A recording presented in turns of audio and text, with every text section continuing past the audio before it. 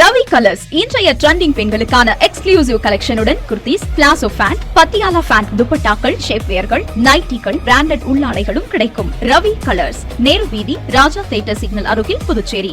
வணக்கம். முக்கிய செய்திகள்.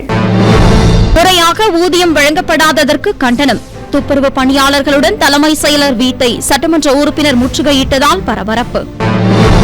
40வது தேசிய கண்தான வார விழா.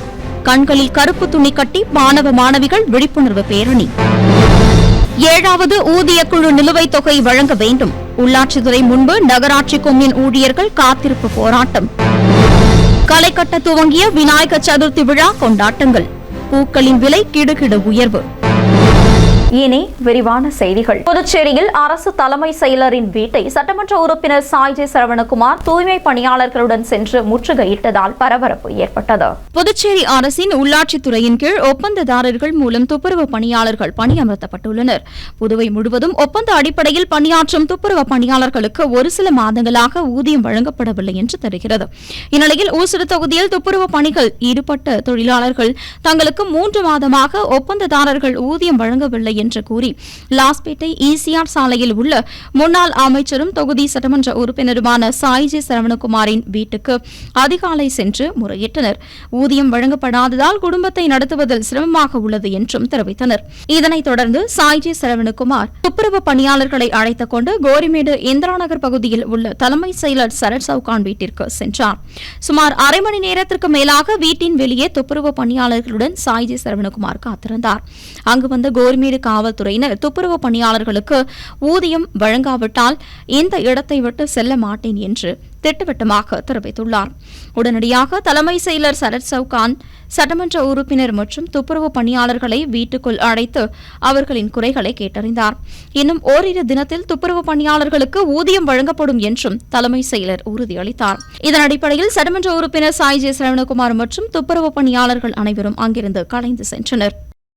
40வது தேசிய கண்தான வார விழாவையொட்டி கண்களை கருப்பு துணியால் கட்டிக்கொண்டு கல்லூரி மாணவ மாணவிகள் விழிப்புணர்வு ஏற்படுத்தி பேரணியாக சென்றனர். Indian red cross society Puducherry கிளை, தேசிய பார்வை இழப்பு தடுப்பு திட்டம் ஆகியவை இணைந்து 40வது தேசிய கண்தான இருவார விழாவை முன்னிட்டு கண்தானத்தின் அவசியத்தை வலியுறுத்தி விழிப்புணர்வு பேரணியை நடத்தியது. இந்நிகழ்ச்சிக்கு red cross society chairman Lakshmipathi தலைமை தாங்கினார். கம்பன் கலையரங்கத்தில் இருந்து தொடங்கிய விழிப்புணர்வு பேரணியை சிறப்பு விருந்தினராக கலந்து கொண்ட புதுச்சேரி அரசு தேசிய கண் பார்வை இழப்பு தடுப்பு திட்ட அதிகாரி மருத்துவர் வர்ஷினி கொடியசைத்து துவக்கி வைத்தார். இந்த விழிப்புணர்வு பேரணியில் கலந்து கொண்ட செவிலியர் கல்லூரி மாணவ மாணவிகள் கண்தானம் குறித்த வண்ண ஓவியங்களை தங்களது முகத்தில் வரைந்து கொண்டும் கண்களில் கருப்பு ரிப்பனை கட்டிக்கொண்டு தங்களது கண்களை தானம் கொடுத்து பார்வையற்றவர்களுக்கு கண் தானம் செய்யுங்கள் என்று வலியுறுத்தியும் பேரணியாக சென்றனர். இந்த விழிப்புணர்வு பேரணியில் கல்லூரி மாணவ மாணவிகள் மற்றும் ரெட் கிராஸ் சொசைட்டி தன்னார்வலர்கள் கண்களில் கருப்பு ரிப்பனை கட்டிக்கொண்டு கண்தான விழிப்புணர்வு பதாகைகளை ஏந்தி கொண்டு விழிப்புணர்வு செய்தனர். முக்கிய வீதிகளின் வழியாக சென்ற பேரணி கடற்கரை காந்தி சிலை அருகே நிறைவு பெற்றது.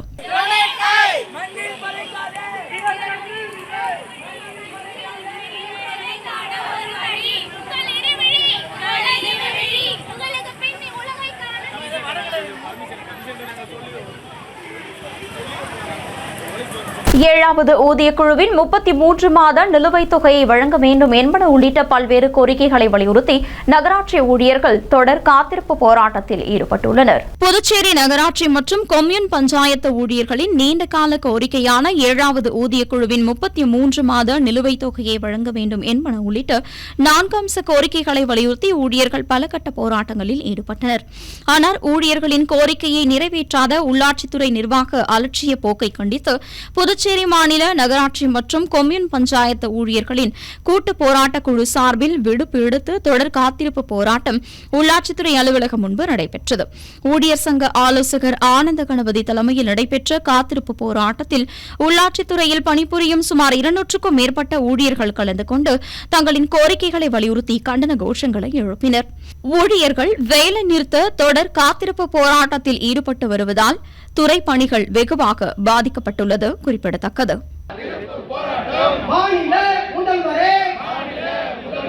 உள்ளாட்சித்துறை அமைச்சரே இனியும் காலம் கடத்தாமல் 7வது ஊதிய குழு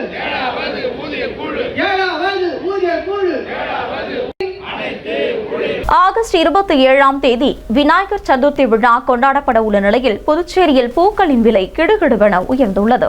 முதற்கடவுளாக இந்துக்களால் கருதப்படுபவர் கணபதி. இவரின் பிறந்த நாளாக விநாயகர் சதுர்த்தி விழா கொண்டாடப்பட்டு வருகிறது. இந்நிலையில் இந்த ஆண்டு ஆகஸ்ட் 27ஆம் தேதி புதன்கிழமையன்று விநாயகர் சதுர்த்தி விழா கொண்டாடப்பட உள்ளது. இந்நிலையில் பல்வேறு இடங்களில் விநாயகர் சிலைகள் விற்பனைக்காக வரவழைக்கப்பட்டுள்ளன. தொடர்ந்து விநாயகர் சதுர்த்தி படையலுக்காக வைக்கப்படும் பொருட்களும் அதிக அளவில் சந்தைகளுக்கு வரத் தொடங்கியுள்ளது. மேலும் பூஜைகளில் முக்கியமான பொருட்களில் ஒன்றாக கருதப்படும் பூக்களின் விலையும் தற்போது கிடுகிடுவென உயர்ந்துள்ளது. புதுச்சேரியில் சந்தையில் மல்லிகை 1 கிலோ 1000 ரூபாய்க்கும், சாமந்தி பூ 200 ரூபாய்க்கும் விற்பனை செய்யப்படுகிறது. ரோஸ் உள்ளிட்ட பல்வேறு பூக்களின் விலைகளும் கணிசமாக உயர்ந்துள்ளது. நாளை மறுநாள் விநாயகர் சதுர்த்தி கொண்டாடப்பட உள்ள நிலையில் பூக்களின் விலை இன்னும் அதிகரிக்கக்கூடும் என்பதால் பொதுமக்கள் அனைவரும் பூக்களை இன்றே வாங்க துவங்கியுள்ளனர். இதனால் பூக்களின் விலை சூடு பிடிக்க தொடங்கியுள்ளது. மேலும் விநாயகர் சதுர்த்தியையொட்டி பூக்களின் விலை அதிகரித்துள்ளது பெண்களிடையே அதிர்ச்சியை ஏற்படுத்தியுள்ளது. புதுச்சேரி இறகுபந்து சங்கத்தில் நிலவும் பிரச்சினைகளை தீர்க்க நடவடிக்கை எடுக்க வேண்டும் என்று சட்டமன்ற உறுப்பினர்கள் முதலமைச்சரிடம் மனு அளித்துள்ளனர். புதுச்சேரி சட்டப்பேரவையில் சட்டமன்ற உறுப்பினர்கள் நாஜிம், நாக தியாகராஜன் ஆகியோர் முதலமைச்சர் ரங்கசாமியை சந்தித்து மனு அளித்தனர். அந்த மனுவில் புதுச்சேரியில் கடந்த பல ஆண்டுகளாக புதுச்சேரி இறகுபந்து சங்கம் 2 குழுக்களாக பிரிந்து செயல்படுவதால் சங்கத்தின் அனைத்து விளையாட்டு நடவடிக்கைகளும் முற்றிலும் நின்றுவிட்டன. இந்த சங்கத்திற்கு இரு பிரிவுகளுக்கு இடையே நிலவும் தகராறு காரணமாக கடந்த 2012ஆம் ஆண்டு முதல் முறையாக எந்தவித போட்டிகளும் நடத்தப்படவில்லை. மேலும் சென்னை உயர்நீதிமன்றம் ஒரு இடைக்கால நிர்வாகியை நியமித்திருந்த போதிலும் அவர் நீக்கப்பட்ட பிறகு நிலைமை மேலும் மோசமடைந்துள்ளது. தற்போது இளம் வீரர்கள் தேசிய அளவிலான போட்டிகளில் பங்கேற்க முடியாமல் தவித்து வருகின்றனர். இந்த நிலை அவர்களின் திறமைகளையும் விளையாட்டு ஆர்வத்தையும் வீணாக்குகிறது. எனவே கடந்த 10 ஆண்டுகளாக மாநில அளவிலான போட்டிகளிலோ தேசிய போட்டிக்கான வீரர் தேர்வுகளோ நடத்தப்படாமல் பல இளம் வீரர்களின் எதிர்காலம் கேள்விக்குறியாகியுள்ளது. காரைக்கால் மாவட்டத்தில் கணிசமாக விளையாட்டு வீரர்கள் உள்ளனர். இவர்கள் அனைவரும் தேசிய அளவில் தங்களது திறனை வெளிப்படுத்திய தகுதியானவர்கள். சங்கத்தின் பிரச்சினைகள் காரணமாக இவர்களால் கடந்த 10 ஆண்டுகளாக தேசிய அளவில் போட்டிகளில் கலந்து கொள்ள முடியவில்லை என்றும் தெரிவித்துள்ளனர். மேலும் 2025-2026 கல்வியாண்டிற்கான இந்திய இறகுபந்து சங்கத்தின் போட்டிக்கால அட்டவணை ஏற்கனவே வெளியிடப்பட்டுள்ளது.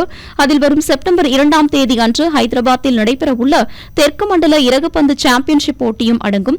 சென்னை உயர்நீதிமன்றத்தின் ஆணைப்படி சங்க தேர்தலை நடத்துவதற்கு முன்பு தற்போது நடக்கவிருக்கும் செப்டம்பர் மாதத்திற்கான தென்மண்டல போட்டியில் புதுச்சேரி மாணவர்களை பங்கேற்க ஆவண செய்ய வேண்டும் என்றும், மேலும் புதுச்சேரி இறகுபந்து சங்கத்தில் நிலவும் சட்ட ரீதியான சிக்கல்களை தீர்க்க உரிய அதிகாரிகளுக்கு அறிவுறுத்த வேண்டும் என்றும் கேட்டுக் கொள்ளப்பட்டுள்ளது. மேலும் சங்கத்தின் செயல்பாடுகளை மீண்டும் தொடங்கவும், வீரர்கள் தேர்வு மற்றும் மாநில சாம்பியன்ஷிப் போட்டிகளை உடனடியாக நடத்தவும் தகுந்த நடவடிக்கையை முதலமைச்சர் எடுக்க வேண்டும் என்றும் அந்த மனுவில் குறிப்பிடப்பட்டுள்ளது. மனுவினை பெற்றுக்கொண்ட முதலமைச்சர் ரங்கசாமி இதுகுறித்து உடனடி நடவடிக்கை எடுக்கப்படும் என்றும் தெரிவித்துள்ளார்.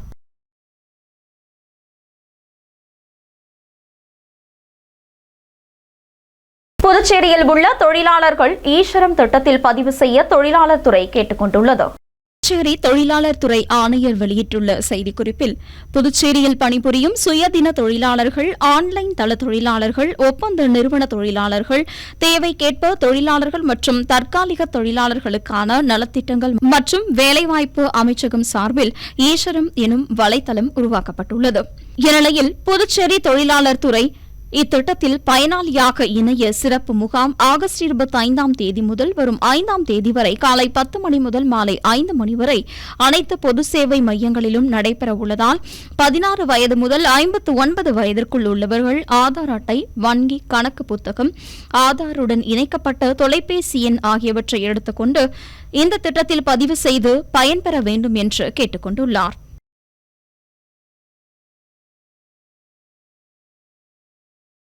அரசு பணிகளை நிரப்புவதில் வயது தளர்வு வழங்கிட வலியுறுத்தி தலைமை செயலகம் முன்பு மாணவர் கூட்டமைப்பு நிர்வாகி திடீரென போராட்டத்தில் ஈடுபட்டார். புதுச்சேரி அரசு துறையில் காலியாக உள்ள பணியிடங்கள் தொடர்ந்து நிரப்பப்பட்டு வருகிறது. இந்நிலையில் புதுச்சேரி காவல்துறையில் துணை ஆய்வாளர்கள் மற்றும் காவல் பணியிடங்களுக்கு தேர்வு அறிவிப்பு வெளியிடப்பட்டுள்ளது. இந்த பணியிடங்கள் நீண்ட காலத்திற்கு பின் தேர்வு செய்யப்படுவதால் இளைஞர்களுக்கு வயது தளர்வு அளிக்க அரசியல் கட்சியினர், சமூக அமைப்புகள் பலரும் கோரிக்கை வைத்து வருகின்றனர். ஆனால் இதுவரை எந்த பணிக்கும் அரசு தரப்பில் வயது தளர்வு அறிவிக்கப்படவில்லை. இதன் தொடர்ச்சியாக புதுச்சேரி யூனியன் பிரதேச மாணவர் கூட்டமைப்பு நிறுவனர் சாமிநாதன் வயது தளர்வு கோரும் பேனருடன் கடற்கரை சாலை தலைமை செயலகம் முன்பு தனிநபராக போராட்டத்தை நடத்தினார். அவரின் போராட்டம் குறித்து பெரியகடை காவல்துறையினருக்கு தகவல் தெரிவிக்கப்பட்டது. காவல்துறையினர் அங்கு வந்து போராட்டத்தை கைவிடும்படி கூறினார். அவர் போராட்டத்தை கைவிட மறுத்ததால் குண்டுக்கட்டாக காவல்துறையினர் அவரை தூக்கி மோட்டார் சைக்கிளில் ஏற்றி அழைத்து சென்றனர். இதனால் அங்கு சிறிது நேரம் பரபரப்பு ஏற்பட்டது. சுதானா நகர் செல்வ விநாயகர் கோவில் சதுர்த்தி விழாவையொட்டி நடைபெற்ற கலை நிகழ்ச்சிகளில் பங்கேற்ற மாணவிகளுக்கு அண்ணா திராவிட முன்னேற்றக் கழக பொருளாளர் ரவி பாண்டுரங்கன் பரிசுகளை வழங்கி பாராட்டினார். புதுச்சேரி மாநிலம் அரியாங்குப்பம் தொகுதி சுதானா நகரில் அமைந்துள்ள செல்வ விநாயகர் கோவிலில் 18ஆம் ஆண்டு விநாயகர் சதுர்த்தி விழா கடந்த 18ஆம் தேதி முதல் நடைபெற்று வருகிறது. இதன் ஒரு பகுதியாக செல்வ கணபதி ஏற்பாட்டில் நடைபெற்ற பூஜையில் அண்ணா திராவிட முன்னேற்றக் கழக மாநில பொருளாளர் ரவி பாண்டுரங்கன் சிறப்பு அழைப்பாளராக கலந்து கொண்டு சாமி தரிசனம் செய்தார். தொடர்ந்து விநாயகர் சதுர்த்தி விழாவிற்காக 10,000 ரூபாய் கோவில் நிர்வாகி குழு தலைவர் முத்துரத்தினம் முன்னிலையில் நன்கொடையாக வழங்கினார். முன்னதாக டாக்டர் சிற்பி ஜெயராமன் பல்கலைக்கூடம் சார்பில் சார்கோல் பிரபாகரன் தலைமையில் 15 சிறுமிகளின் பரதநாட்டிய அரங்கேற்றம் நடைபெற்றது. இதில் சிறுமிகள் சிறப்பாக பரதம் ஆடினர். மேலும் பரதமாடிய சிறுமிகளுக்கு அண்ணா திராவிட முன்னேற்றக் கழக பொருளாளர் ரவி பாண்டுரங்கன் நினைவு பரிசு வழங்கி வாழ்த்தினார். இந்நிகழ்ச்சியில் தொகுதி செயலாளர் ராஜா, அவைத்தலைவர் ராஜேந்திரன், வார்டு செயலாளர் பாலு, காத்தவராயன் மற்றும் பலர் கலந்து கொண்டனர். முன்னதாக வேளாங்கண்ணி மாதா கோவில் பாத யாத்திரை செல்லும் பக்தர்களுக்கு அரியாங்குப்பம் அண்ணா திராவிட முன்னேற்றக் கழக அலுவலகம் முன்னர் பாதாம் பால் 1000 பேருக்கு வழங்கப்பட்டது. இந்நிகழ்ச்சியில் அண்ணா திராவிட முன்னேற்றக் கழக நிர்வாகிகள் பலரும் கலந்து கொண்டனர். இனி வருவது புதுவையில் இன்றைய தங்கம் மற்றும் வெள்ளி விலை நிலவரம். இன்றைய தங்கம் வெள்ளி விலை விவரம். புதுவையில் இன்றைய தங்கம் வெள்ளி விலை விவரம் வழங்குபவர்கள் முத்து கோல்ட் ஹவுஸ், பாண்டிச்சேரி. தங்கம் 1 கிராம் 9,305 ரூபாய். இன்றைய தங்கம் வெள்ளி விலை விவரம். வெள்ளி 10 கிராம் 1,280 ரூபாய். இத்துடன் AMN செய்திகள் நிறைவடைந்தன. வணக்கம். உங்கள் AMN டிவி செய்திகளை யூடியூபில் உடனுக்குடன் காண AMN டிவி பாண்டிச்சேரி சேனலை சப்ஸ்கிரைப் செய்யுங்கள். பெல் பட்டனை மறக்காமல் கிளிக் செய்யுங்கள்.